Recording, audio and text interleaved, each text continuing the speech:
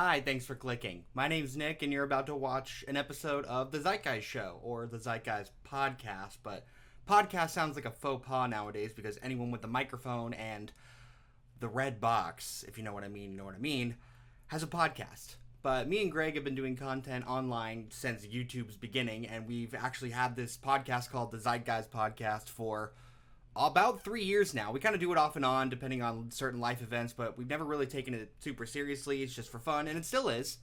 Don't get me wrong, it still is. But I'm going to start posting our video episodes here on my National Freak channel because I just really want people to see it because I really enjoy making them, and Greg enjoys making them with me. So I really want more people to see them, and since I have the biggest audience on this channel, I figured why not post it in two places. So, if this piques your interest, please go and subscribe to the Zeitgeist YouTube channel where we have like almost 100 episodes, I think, going back over conspiracy theories and just random ramblings about just crazy stuff going on in the world. We talk about Hollow Earth, how Avril Lavigne is replaced by a doppelganger, how New Zealand isn't real, and a lot of other crazy, ridiculous conspiracy theories that are found all over the internet. However, we've also started reading creepypastas and nosleeps and diving into the SCP things. If you can see right up here, I actually have the hardback yellow book of the SCP entries, which we are going to start digging deep into. So, the first one you're going to watch today is Confessions of a Deep Sea Diver, a classic Reddit no-sleep story. And like I said, if you're not into spooky, scary stuff, then don't watch it. Okay? It's not your thing. Please support us on Spotify, Apple Podcasts, and especially the Zeitgeist YouTube channel where we are going to post them regularly, but I'm going to start posting them here as well. That's it. Enjoy. Welcome to the Zeitgeist Podcast.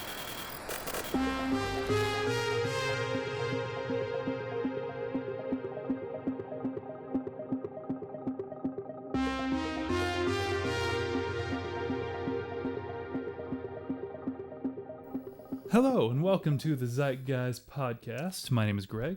My name's Nick. And as you can see, behind us we have our story light today. Storyline. So that means we're telling a story. There's going to be some narration here, and this time it's going to be a no sleep.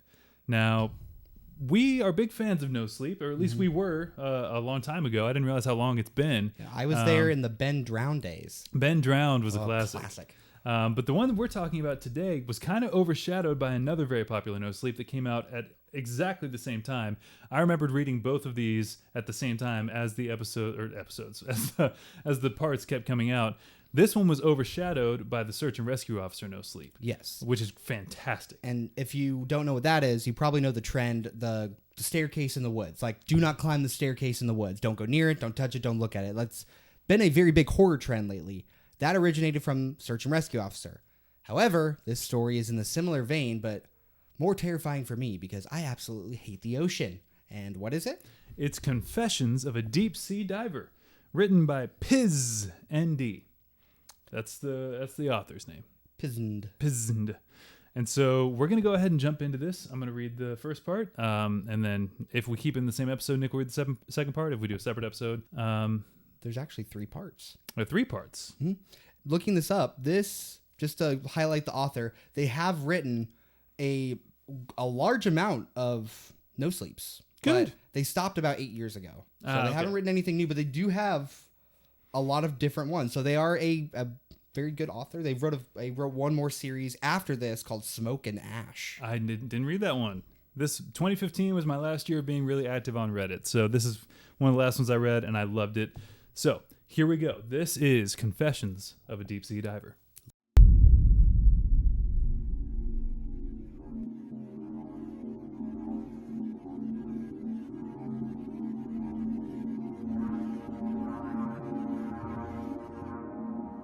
I recently left my job as a deep sea diver. Worked for a large company that offers diving services ranging from salvage, underwater demolition, ship repairs, and search and recovery. They are a reputable company and are considered safe and reliable. So much so that they're often contracted by the government. Truth be told, I will miss working for them. The people I worked with were truly the best of the best. But there's only so many unexplainable things you can witness in the deep before you decide to stay out of the ocean forever. Here are some examples of the secrets many divers take to their graves. Just be like, yo, Oh, and a bottle thieves of and beggars. Like the. All right. On the way to a job we were contracted to perform, our propeller became fouled. I suited up and prepared to make a quick dive to remove the fouling. Should we define fouling? I'm assuming that's something got tangled up in the propeller. Okay. These, like I said, deep sea diver stuff. We're not sailors, but we're learning. It's just the thought, like submechanophobia, just like being underwater with that, just that image deeply unsettles me. Great. This will be fun. I did a brief inspection and located thick line wrapped around the prop and shaft. I notified the supervisor, who then lowered a canvas bag with tools I needed to cut it off. I hung the bag from the shaft and began freeing the propeller. It didn't take long, and I returned to my tool bag. I noticed a strange crunching sound when I dropped the tools in the bag. When I looked in the bag, it was full of large shells, many of which I had just crushed. After getting out of the water and stripping off my gear, I began examining them. The shells had what appeared to be hieroglyphics etched into them. Learned from one of the senior guys that this wasn't common, but it had happened to several of them before. On one other occasion, we were recovering a military aircraft.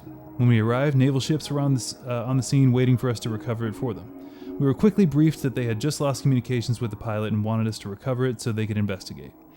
I was sitting comms and logs, communicate with divers and monitor depth and bottom time, when the divers reached the project. They reported that the plane was intact. We were all surprised. The supervisor asked how extensive the damage was, and they explained it was completely intact. As in, there was no visible damage at all. It was just resting on the bottom. Even stranger, the aircraft canopy was still in place. That means that the cockpit is still sealed, and in other words, the pilot did not eject. But there was no sign of the pilot. We recovered the plane, and the military took custody of it, and we never heard about it again. Witnessed another strange occurrence from topside at the location of a planned demolition. It's necessary to explain that one way you can keep track of a diver is to watch their bubble stream. When a diver inhales, the helmet's demand regulator provides air from their umbilical. I want to clarify, these are not fetal divers. They're using a cord to breathe. That is a good name for them, though. Fetal divers. Well, the umbilical cords. I know, that'd be a fun name if they were actually called fetal divers. Could be a band name, fetal divers. Fetal divers. Fetal divers in the umbilicals? Yeah, it could be a band name. And then when they exhale, it's exhausted into the water and floats up to the surface. On topside, you can watch the bubbles to get a general sense of where the divers are. Now, on this occasion, we were hundreds of miles from land. They placed 2 divers in the water. About an hour into the dive, we started noticing something strange was happening. There were 3 distinct bubble streams coming from where they were working. First, we assumed it was a current and it was affecting them, but soon we noticed a 4th set of bubbles coming from a distance. It stopped 20 feet from the divers, near the other mysterious bubbles. We asked the divers, but neither could see anything out of the ordinary. Then, even from the surface, we heard a blood-curdling screech from the waters. Then silence. The divers weren't too concerned. We hear strange things all the time. Sound travels well in the water, and you learn to assume it's a long distance away, but soon, it looked like the water in the distance was boiling, and it was getting closer. It wasn't boiling, though. It was countless new bubble streams moving nearer to the location our divers were working. The supervisor ordered the divers to get onto the dive stage, be lifted back to the surface. The bubbles were frighteningly close now, and the divers being lifted out said they had begun seeing shadowed figures in the distance. They couldn't quite make out what they were, though. We elected to pull the divers out without completing their decompression stops and throw them into the hyperbaric chamber. Oh, okay, hang on. To comment on the last 2, one, I also hate flying, so having a fully intact, like, military jet, I'm assuming, at the bottom, fully intact with just no pilot. Yep. Awful. And Freaking then weird, right? Literally a scream, and then, like, the mouth of, like, the bloop was, like, opens up, and it's like, bubbles, bubbles, bubbles, bubbles, or something. Well, but no, it's because there were so many other divers out there that all converged on that one area where their divers were working. That's what it was. It was all the bubbles from countless other divers. Wait, like that, but they couldn't see them? But they couldn't see them, except they were shadowy figures. Holy shit. Spooky, right? I was thinking it was one massive creature or something. No, it was a bunch of other divers. That's even... Okay, keep going. During another dive near the Bahamas, I had a frightening experience. It was my first salvage job with them, so I got in with a highly experienced diver. At just over 200 feet deep, we were examining the sunken vessel for rigging points. As I approached the bow of the ship, I noticed he was investigating a damaged portion of the hull. He swam a few feet into the ship, looking around, and I asked him a few times if he wanted me to tend to his umbilical, his air supply hose. From just outside the ship, it's highly advisable since it's dangerous to enter a sunken ship, to which he stated no. He didn't want to enter the ship. He insisted he was on the port side of the ship. Assuming he was disoriented, I reached in to grab him. Just before touching him, I realized there were no bubbles coming from the helmet. Whatever this was, it wasn't breathing. I back up and I reported that something else was down here. I expected mockery, but there was none. The next thing I heard was the diving supervisor. Both divers, square yourself away and get ready to leave bottom. When back on the surface, I asked the supervisor about it. He said he refused to put his divers in exceptionally dangerous situations. And then he refused to clarify. He declined to complete the salvage. What do you know? What do you know? I don't... Stop that! I know. I'm not entirely sure how to explain this next dive. I was on bottom, laying on my back, staring up toward the surface. All I could see were varying shades of darkness, and suddenly I came to my senses. I had no memory of how I got here, but I realized I couldn't remember getting into the water, or even why I was here.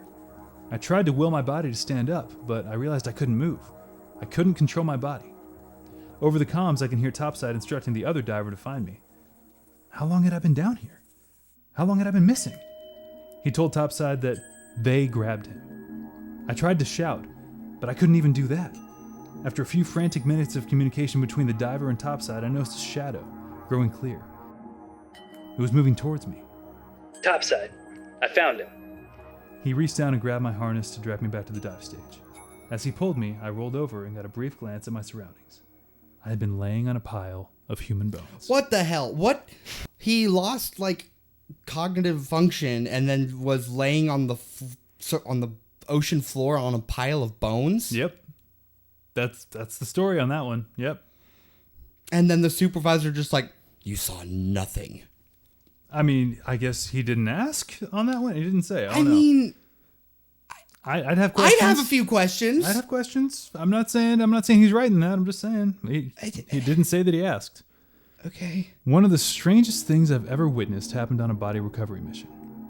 Even I wouldn't have believed it if I hadn't been the one in the water.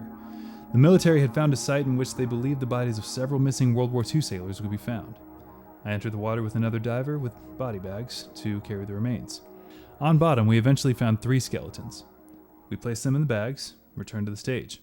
On our return trip to the surface, we saw the bags begin to move. At first, very slightly, and then violently shaking and rolling.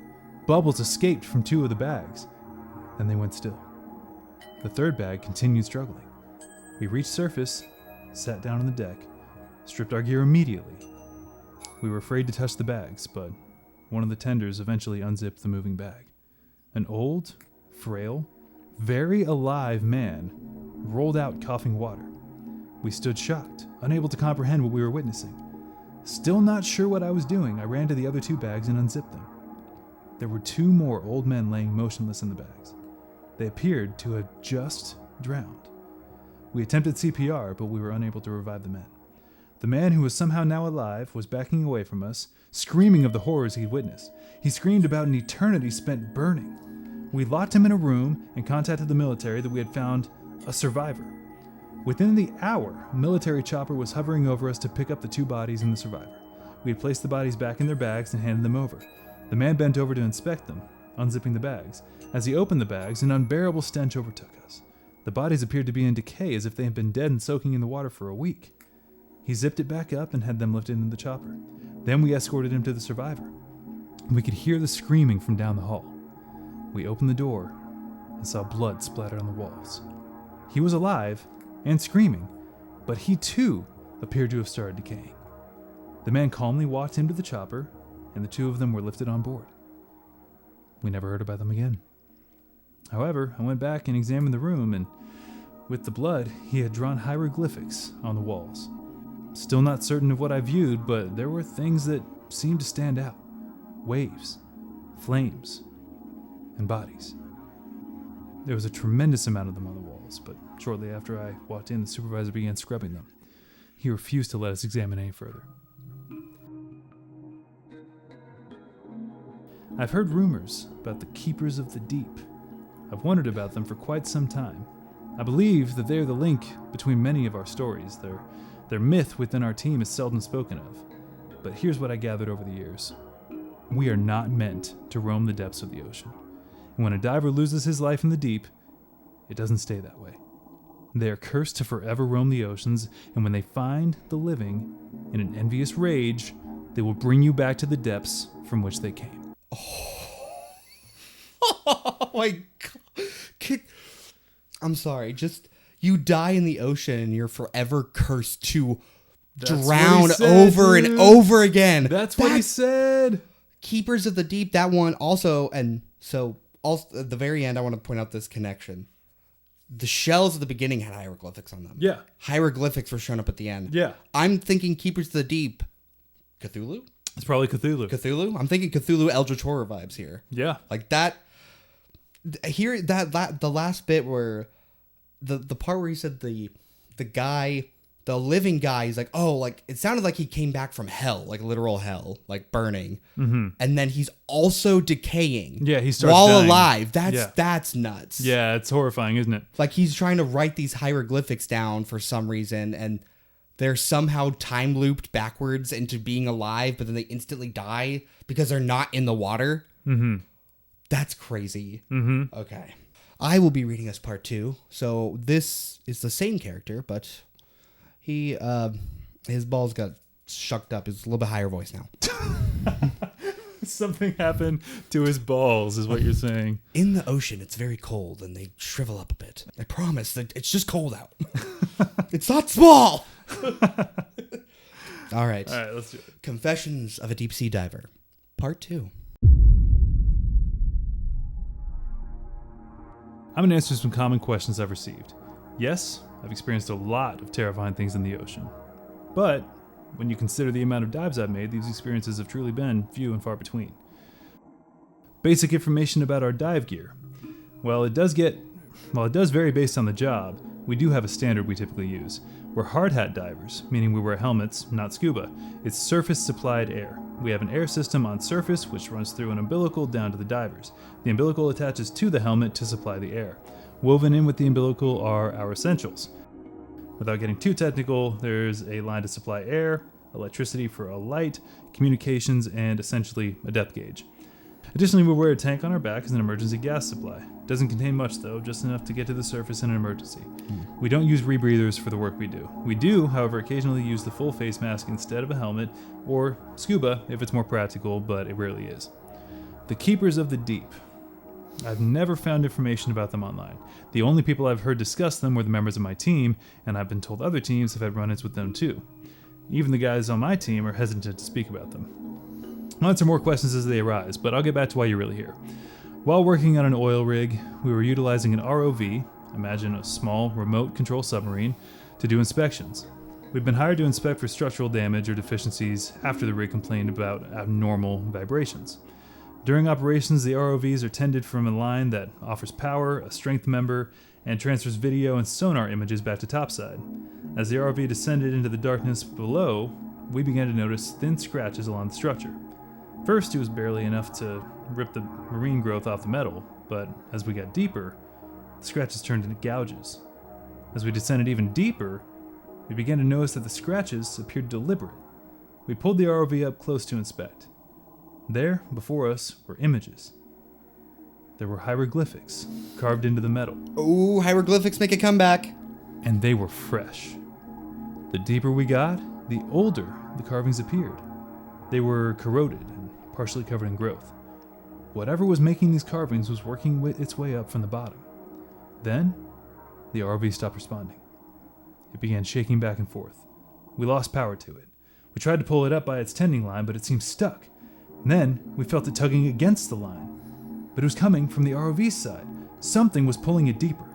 2 more guys jumped onto the line and struggled to pull it back up. The line began creaking and parted. We pulled up the remainder of the line, but that ROV was gone forever. The supervisor was then left with the task of figuring out how to report our findings to the oil company. One incident took place a year ago. During a salvage job, we were in the process of installing the rigging gear. While facing the ship, with my back to the open ocean, I hadn't noticed anything approaching. Suddenly, something smashed into the tank on my back. Hard. I was slammed into the ship, flattened against it by the force. I turned around. There was nothing. I would later learn that I had several bruised ribs from the impact.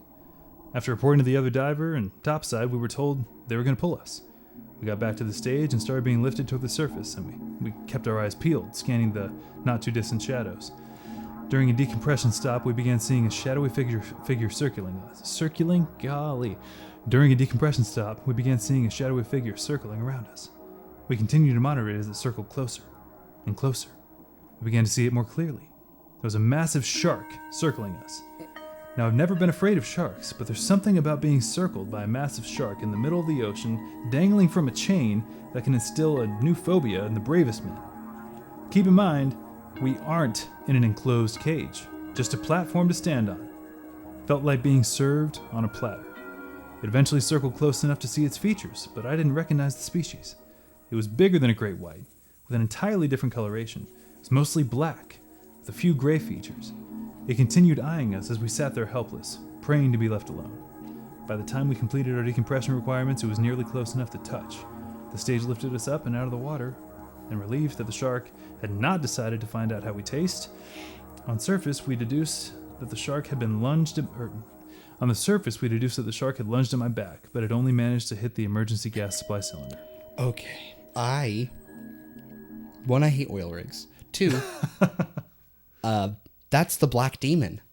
That's like a known thing? There, a massive black shark is believed to be like a cryptid shark, per se. I'm gonna look into that. I'm gonna do an episode on that. It's kind of like the megalodon, but the megalodon was like an actual species that Right. existed like back in the dinosaur eras. Right. But this is like a current species of shark that is like, it's not a great white, but it's like black with like a white underbelly, like very dark black, and it's huge. And I believe it's like they've done like those fake Discovery documentaries about it. Sure. And there's been sightings of ones, but it's like a urban legend thing.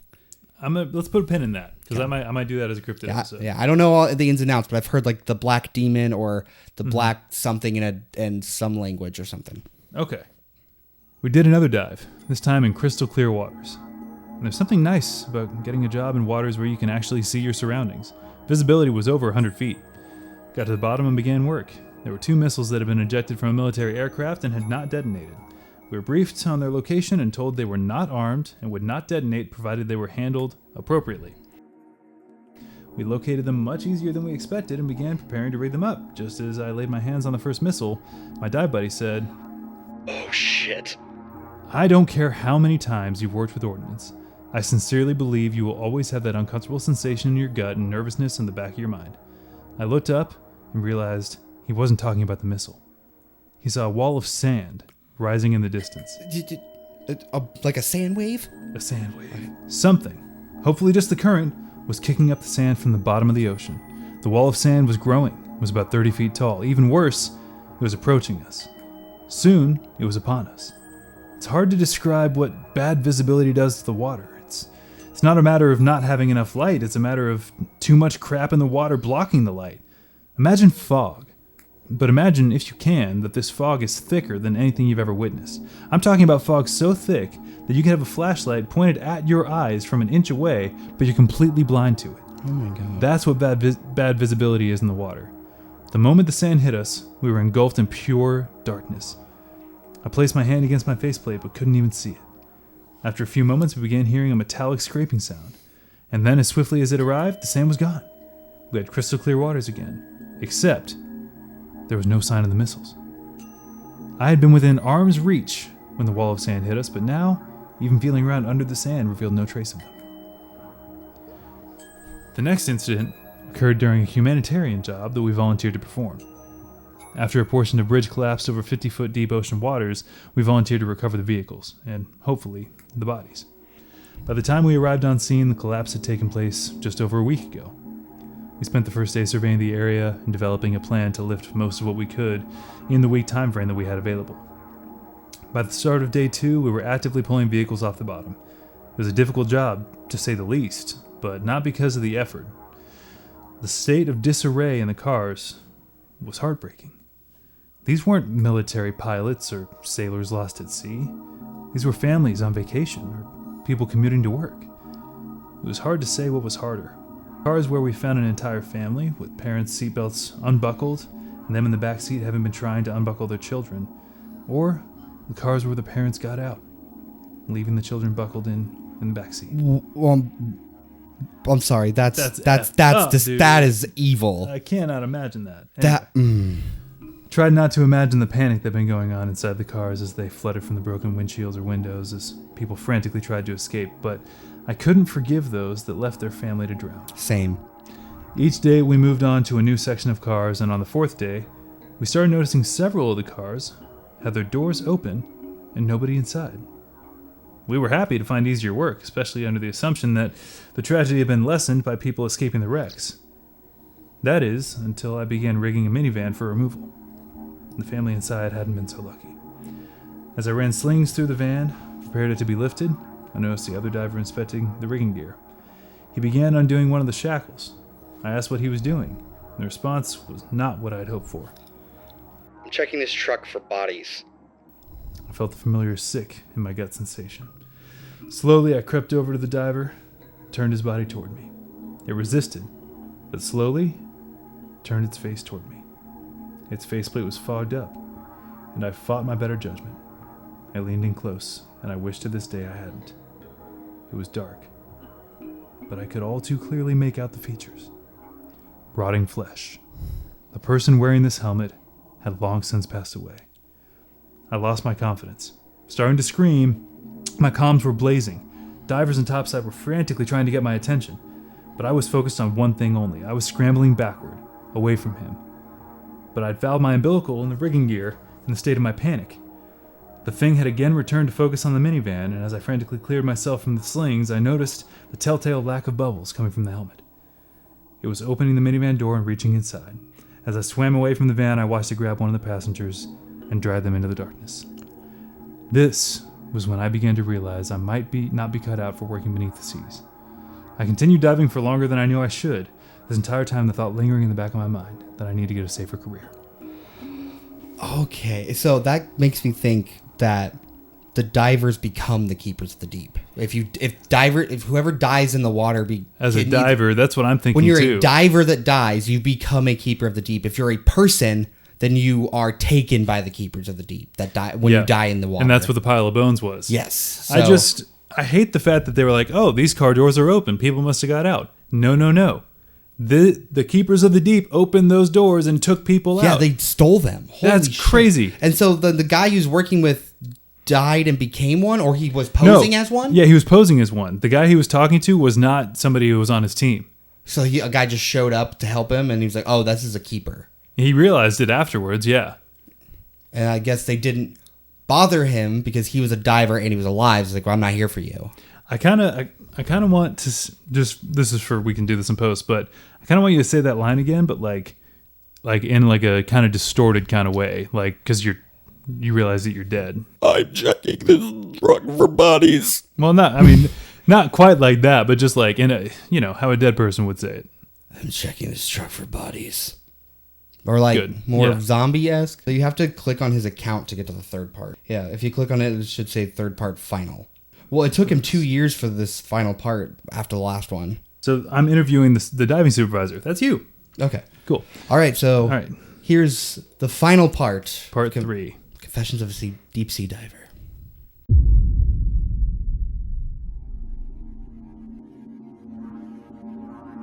I apologize it's taken so long for me to update you all. I've been resting on this story for the past week and honestly scared to share it. I believe this will be my final update. After my last post, I was contacted by my former diving supervisor, and he told me the danger of sharing these stories. Then, his tone changed. Things are getting worse down there. He had never before spoken freely about it with me, but he continued. We had an incident this last week, and we lost men. I was shocked. We all knew the dangers. We've all seen the Keepers of the Deep, but nobody actually expects to die. After a close call or two, you just expect to keep having close calls. He continued. Out of respect for our fallen, you need to use your best judgment before sharing this, and realize it isn't safe to share this story. He then continued.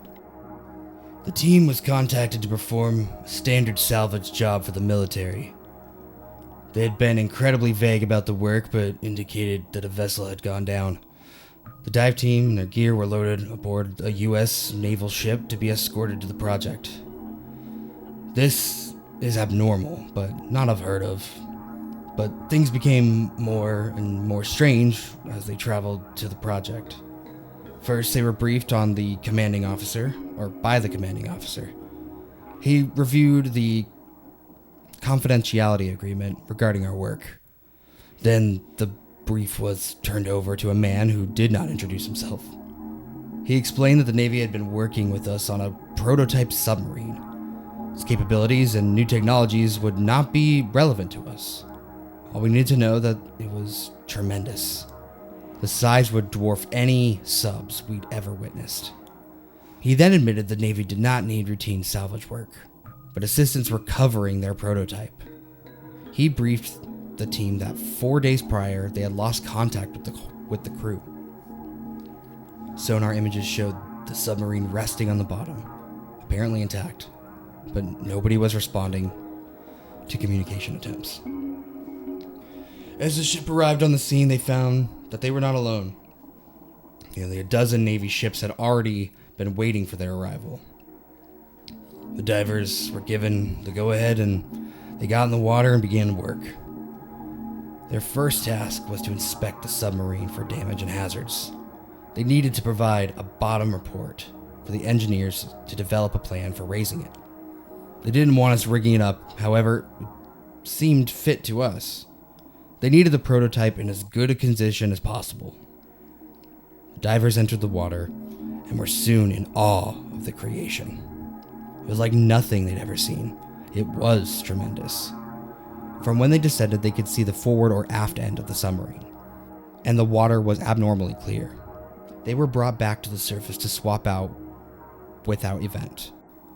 They reported to the next set of divers that they had explored from midship to aft and they had found no apparent damage. The sub appeared to have been gently set down in the sand. The next set of divers entered to inspect the midship to the forward end. They began advancing while inspecting for damage. About 10 minutes into the dive, one diver began tapping on the hull. Immediately, both divers reported that they could hear people inside the submarine banging against the hull and shouting. They couldn't understand what they were screaming, but the message was clear. They were terrified. The supervisor reported that they found evidence that the crew was still alive. The divers continued advancing. It was about 5 more minutes before their next report. There were carvings across the metallic scaled surface. Hieroglyphics had been carved into the submarine and appeared to stretch from the very front of the submarine towards the midship. There was no signs of structural damage that would have caused the submarine to cease functioning. The divers returned to the surface, and the commanding officer was given a full report on the day's findings. The team was assured that the submarine was capable of sustaining the crew. They were eager to retrieve it, but the crew was believed to be in relatively little danger. Okay, really quick, I want to point this out. I think that they are using this submarine with this whatever power that they're this keeper of the deep power. This submarine involves them in some way. Like, I think so. They're using them as like a power source, I feel. I think so. I think that's why they took it. I think like they're very eager and they're using them because they have experience with the keepers, and they're trying to like summon them or like study them or something. As day 2 began, divers descended with instructions to locate 4 specific locations. Engineers needed to verify that there were still structurally sound for attaching riggings.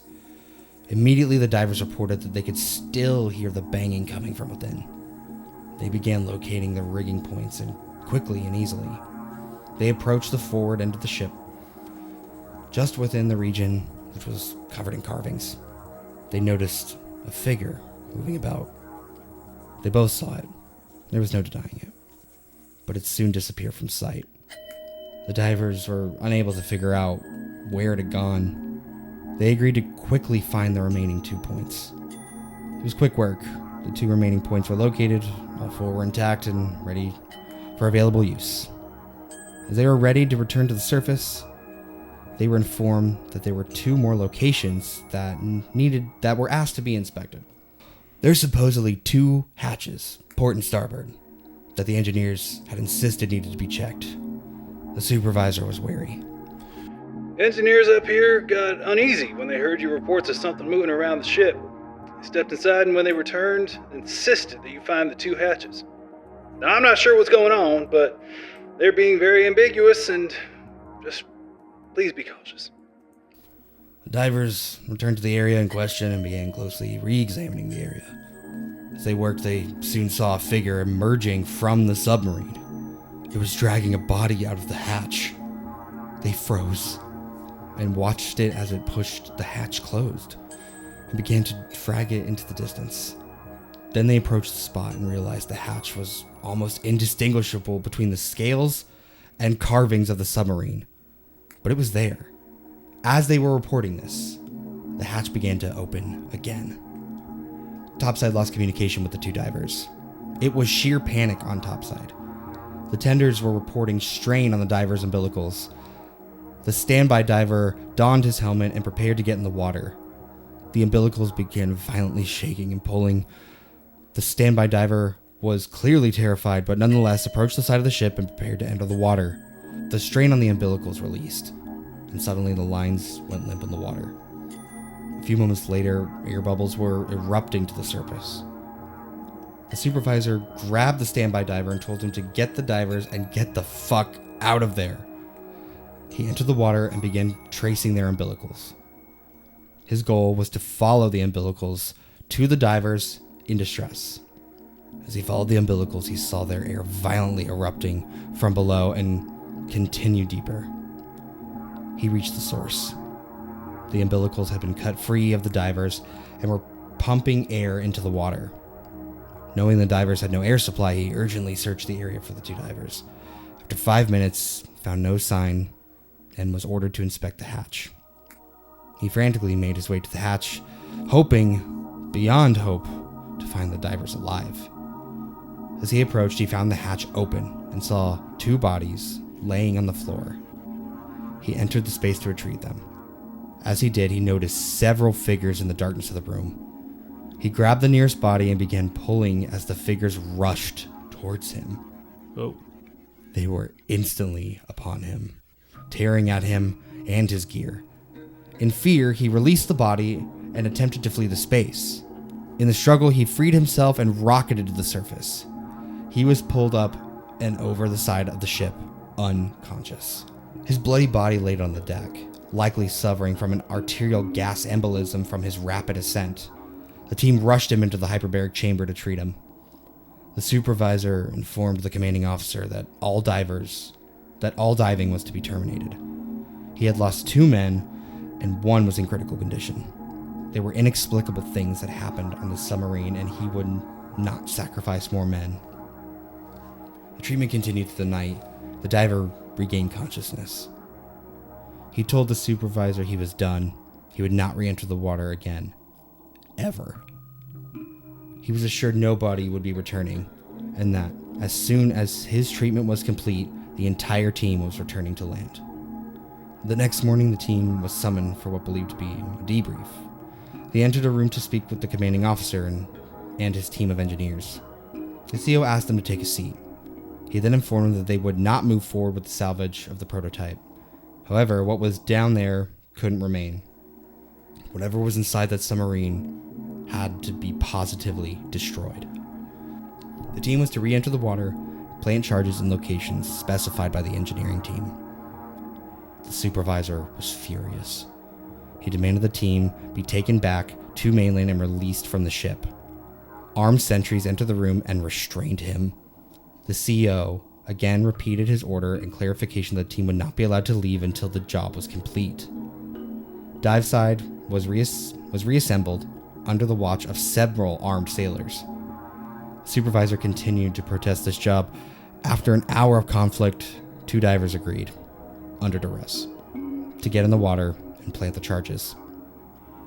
2 divers entered the water. Fearfully, they moved into specific locations and began placing the charges. They began hearing banging and shouting coming from within the sub. The divers, understanding these men would be killed, began sobbing. The CO came onto the comms and again explained that they would not be allowed to leave until the job was complete. After regaining their composure, the two regretfully continued. The two completed their task and returned to the surface. In their shame, they refused to speak to anyone and left diveside. The ships began departing from the location and the team was again summoned. The commanding officer thanked the men for their service, for their great nation, and informed them that they would be handsomely rewarded for the regrettable tragedy they had encountered. He then went over to the confidentiality of the job and that everything that they had witnessed.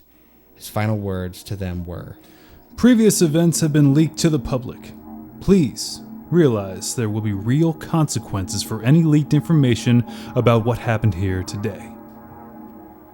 My supervisor ended the conversation, stating that the entire team had agreed that they were going to leave the diving company. Their fear of the deep sea and remorse for the job were too great. He told me, "There are some places man simply isn't meant to explore." And that's the end of Confessions of a Deep Sea Diver. Honestly, I like the vague ending. I like it too. It doesn't have to button it all up. It doesn't have to be bigger than it is. It's just, we don't go back there. And that's a rational line of thought. But there's enough common elements to like piece together what it's not like random stories. It's like there's hieroglyphics everywhere. There's these keepers of the deep that are like dead divers. Right. It's spooky, man. It's spooky. So it's interesting because this submarine also had these hieroglyphics on it. That makes me think the hieroglyphics are like a time thing that or keep them alive somehow. Yeah, I'm trying to figure out how the hieroglyphics play into this. I don't know. It's like a code or it's like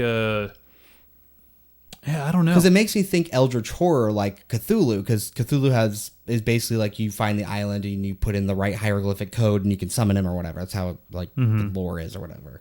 But it's peculiar that there's like the keepers, which seem to be dead divers, specifically divers. Right. But then I'm thinking, well, wouldn't the people in the submarine be sailors or are they divers?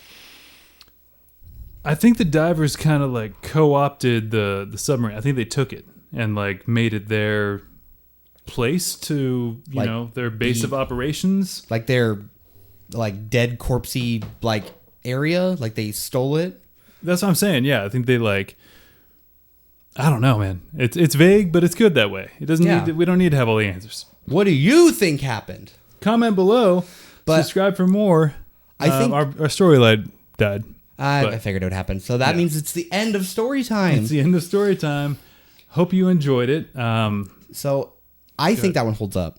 Oh, I agree. That one still is just as riveting as it was day one. And I love kind of like the reason I gave you for loving the Backrooms, right? Yeah. That it doesn't need to be an in-your-face, imminent threat for it to be scary. Exactly. I kind of like that it's like, hey, weird things happen here.